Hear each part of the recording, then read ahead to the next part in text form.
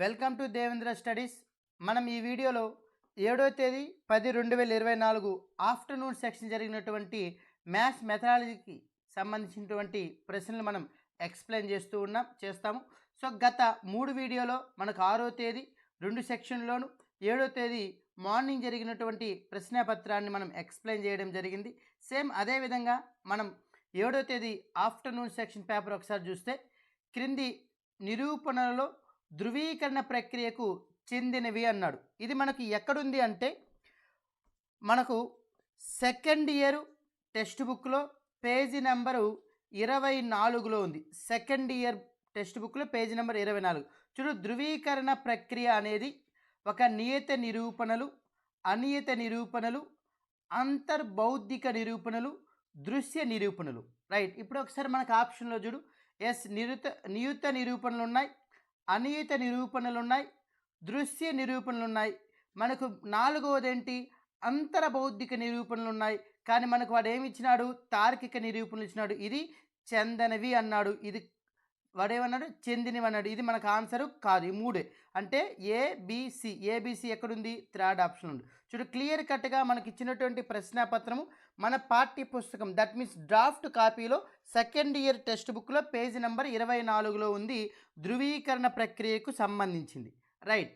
Next one చూడు, క్రింది వానిలో సంశ్లేషణ పద్ధతికి సంబంధించినది అన్నాడు. సో సంబంధించినది చూడు, సంబంధించినది. నీకు ఇక్కడ డౌట్ ఉంది అన్నప్పుడు ఏం చేయాలి, ఆంగ్ల మీడియంలోకి వెళ్ళాలి.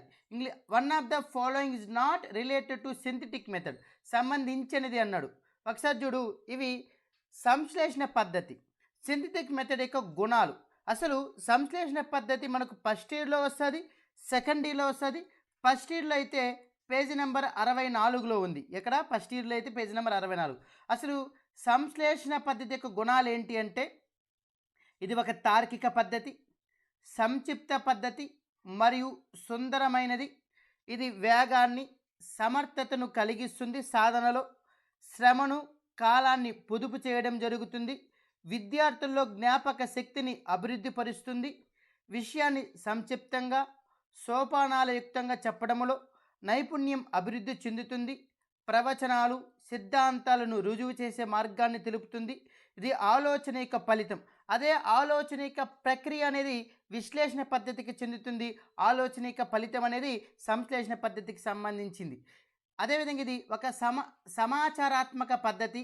అదేవిధంగా పాఠ్య గ్రంథ రచయితలకు అనుకూలమైనది. ఇది దానికి సంబంధించింది మనకు సంశ్లేషణ పద్ధతి యొక్క గుణాలు. అక్కడికి పోదాం రా క్వశ్చన్లోకి.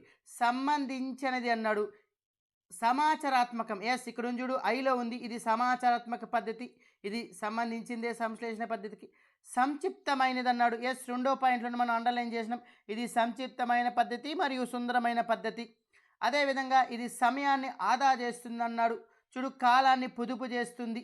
అదేవిధంగా ఇది శాస్త్రీయమని లేదు, ఇది ఒక తార్కిక పద్ధతే కానీ ఇది శాస్త్రీయ పద్ధతి కాదు. కాబట్టి సంబంధించింది ఏదంటే శాస్త్రము. చూడు, క్లియర్ కట్టుగా మనకు టెక్స్ట్ బుక్లో ఉంది. అంటే దీన్ని బట్టి మనకి ఏం అర్థమవుతుంది, ట్రై మెథడ్ కాదు, విడివిడి మెథడాలజీ చదివితేనే నువ్వు రేపు డిఎస్సిలో కూడా మ్యాథ్స్ మెథడాలజీలో 4కు 4 మార్కులు తెచ్చుకోగలుగుతావు. అంతేగాని 3 మెథడ్లు కలిపి చదివితే మాత్రం నువ్వు 100% మార్కులు తెచ్చుకోవడము కొంత కష్టసాధ్యమవుతుంది. రైట్. నెక్స్ట్ వన్ చూడు, ప్లేన్ యాక్టివిటీ ఇన్స్టిట్యూట్ను స్థాపించిన వారు ఎవరు. ఇది మనకు ఫస్ట్ ఇయర్ టెక్స్ట్ బుక్లోనే 76 పేజీ నెంబర్లో ఉంది. ఫస్ట్ ఇయర్లోనే 76 పేజీ నెంబర్లో ఉంది. క్రీడా పద్ధతికి సంబంధించింది. చూడు, క్రీడా పద్ధతిలో ఈ కిండర్ గార్డెన్ పద్ధతిలో చూడు క్లియర్గా ఉంది. చూడు, జర్మన్ విద్యావేత్త ఫెడరిక్ ప్రోబల్ 1837వ సంవత్సరంలో ప్లే అండ్ యాక్టివిటీ ఇన్స్టిట్యూట్లో మొదటిసారిగా కిండర్ గార్డెన్ అనే పదాన్ని ప్రవేశపెట్టాడు. అది ఎనవాడు అడిగింది అక్కడ, ప్రోబెల్. ఎవరు ఉందా మనకు ఆప్షన్లో? ఎస్, ప్రోబెల్ ఉంది. సో ప్రోబెల్ 1830లో స్థాపించిన ప్లే అండ్ యాక్టివిటీ ఇన్స్టిట్యూట్లో మొట్టమొదటిసారిగా కిండర్ గార్డెన్ అనే పదాన్ని ప్రవేశపెట్టాడు. అంటే ప్లే అండ్ యాక్టివిటీ ఇన్స్టిట్యూట్ని స్థాపించింది ఎవరు? ఫెడరిక్ ప్రోబెల్. ఇతను ఏ దేశానికి చెందిన వ్యక్తి? జర్మన్ దేశానికి చెందిన వ్యక్తి. ఏ సంవత్సరంలో స్థాపించాడు? 1837వ సంవత్సరంలో స్థాపించాడు. చూడు, క్లియర్గా మనకు టెక్స్ట్ బుక్లో ఉన్నది మీకు క్లియర్గా ప్రత్యక్షంగా ప్రశ్న ఎక్కడి నుంచి వస్తుంది, పాఠ్యపుస్తకంలో ఉందా లేదా ఒకసారి పరిశీలించండి. రైట్. అసలు ఈ ఓబీవీ పథకం నుంచి ఇప్పుడు మనం 3 సెక్షన్లు ఎక్స్ప్లెయిన్ చేసుకున్నాం. ఈ 3 సెక్షన్లో కూడా ఓబీవీ పథకానికి సంబంధించినటువంటి ప్రశ్న ఉంది. ఈ ఓబీవీ గణిత పేటికకు చెందనది అన్నాడు. చెందనది చూడు, మనకు ఇది ఫస్ట్ ఇయర్లో అయితే పేజ్ నెంబర్ 191లో వస్తుంది. సెకండ్ ఇయర్లో అయితే పేజ్ నెంబర్ 364లో కనబడుతుంది. సో మనకు ఓబీవీ పథకంలో మొత్తం 7 రకాలైనటువంటి సామగ్రి ఉంటుంది.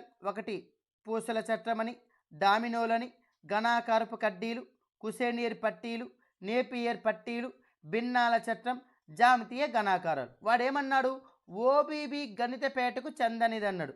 So Jio board first option. అసలు జియో బోర్డు అనేది మనకు ఆప్షన్లోనే లేదు చూడు.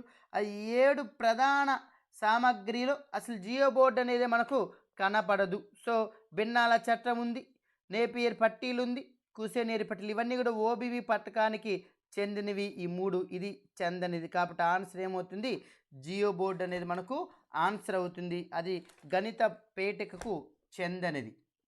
నెక్స్ట్ వన్, కొంత సమయము బోధన పూర్తయిన తర్వాత జరిగిన నిష్పాదన స్థాయిపై కేంద్రీకరించడం అనేది మూల్యాంకనం అవుతుంది.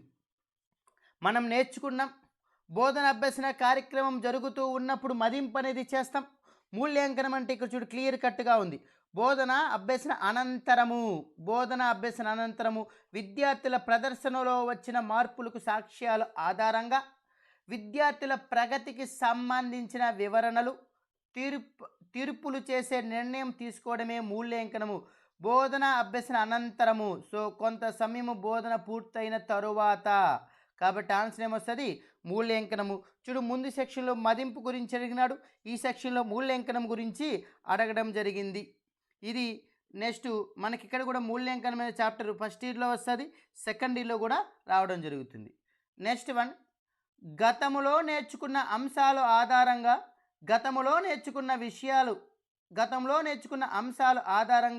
విద్యార్థి అవిచ్ఛిన్నంగా జ్ఞానాన్ని నిర్మాణం చేసుకోవాలంటే ఏ రకమైన విద్యా ప్రణాళిక వ్యవస్థాపనం అవసరము అన్నాడు.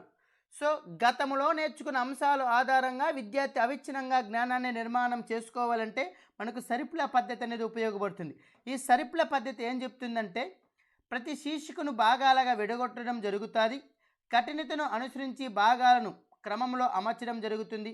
తగిన దశలో భాగాన్ని ప్రవేశపెట్టడం జరుగుతుంది. అంటే ఇక్కడ విషయ కఠినతను అనుసరించి విద్యార్థుల మానసిక పరివిక్తతను బట్టి వివిధ తరగతులకు విభజించడం జరుగుతుంది. అదేవిధంగా ఇక్కడ 3 నుంచి 4 నెలలకు 1 సంవత్సరం, అంటే సరిపులా పద్ధతిలో పునరావృతానికి 1 సంవత్సరం కాకుండా 3 నుంచి 4 నెలలకు ఒకసారి పునర్విమర్శ అనేది జరుగుతుంది. అంటే ఒక తరగతిలో చెప్పవలసిన ఒక అంశానికి సంబంధించి కొంత భాగం మొదటి 3 నెలల్లో బోధించిన తర్వాత మొదటి భాగంపై పునర్విమర్శ జరిపి మరికొంత భాగం బోధించడం జరుగుతుంది. ఇదే పద్ధతిలో అన్ని భాగాలు కూడా మనం బోధిస్తాము. ఇది సరిపులాకార పద్ధతి. యాక్చువల్గా మనకు విద్యా ప్రణాళిక అనే చాప్టర్కు సంబంధించింది. ఈ విద్యా ప్రణాళిక అనే చాప్టర్ వాస్తవంగా మనకు ఫస్ట్ ఇయర్లో కానీ సెకండ్ ఇయర్లో కానీ డ్రాఫ్ట్ కాపీలో లేదు. కాబట్టి మనం విద్యా ప్రణాళిక సిలబస్లో ఉంది, డ్రాఫ్ట్ కాపీలో విద్యా ప్రణాళిక అనే చాప్టరే లేదు. అర్థమవుతుందా? కాబట్టి ఈ విద్యా ప్రణాళిక అనే చాప్టర్ని మనము పాత టెక్స్ట్ బుక్కులు, అది కూడా 2017కు ముందు ఉన్నటువంటి పాఠ్యపుస్తకంను ఒకసారి విద్యా ప్రణాళిక అనే చాప్టర్ని మనం పరిశీలించాలి. ఇది మనకు 7వ తేదీ ఆఫ్టర్నూన్ సెక్షన్ జరిగినటువంటి ప్రశ్నాపత్రం యొక్క విశ్లేషణ. నెక్స్ట్ వీడియోలో 8వ తేదీ మార్నింగ్ ఆఫ్టర్నూన్ 2 కలిపి ఒకే వీడియో చేసే ప్రయత్నము చేద్దాం. సో మీకు మళ్ళీ చెప్తున్నాను, ఈ వీడియోలన్నీ కూడా మీకు డిఎస్సికి 100కు 100% ఉపయోగపడుతుంది. సో మీరు ఆ క్వశ్చన్ అక్కడ రాసుకొని దాని ఎక్స్ప్లెనేషన్ కూడా మీరు కింద ఒక నోట్బుక్లో కానీ రాసుకుంటే మీకు ఇది చాలా ఉపయోగపడుతుందని ఆశిస్తున్నాను.